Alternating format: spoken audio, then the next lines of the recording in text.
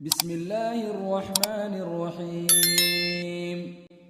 يا أيها المزمل قم الليل إلا قليلا نصفه أو انقص منه قليلا أو زد عليه ورتل القرآن ترتيلا إنا سنلقي عليك قولا ثقيلا إن ناشئة الليل هي أشد وطئا وأقوم قيلا إن لك في النهار سبحا طويلا واذكر اسم ربك وتبتل إليه تبتيلا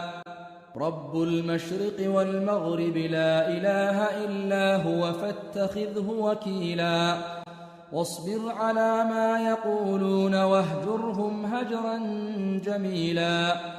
وذرني والمكذبين أولي النعمة ومهلهم قليلا إن لدينا أنكالا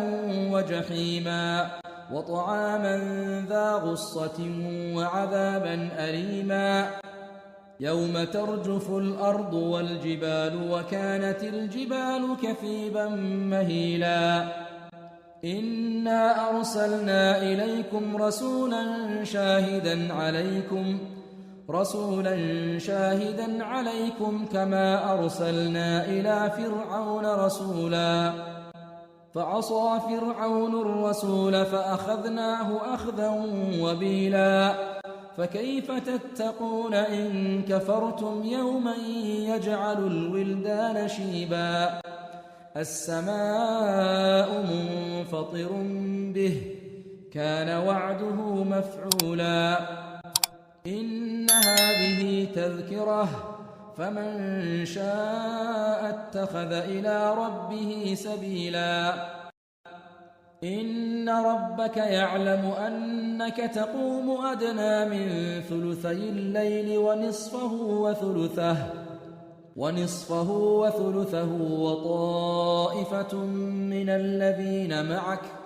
والله يقدر الليل والنهار علم أن لن تحصوه فتاب عليكم فاقرؤوا ما تيسر من القرآن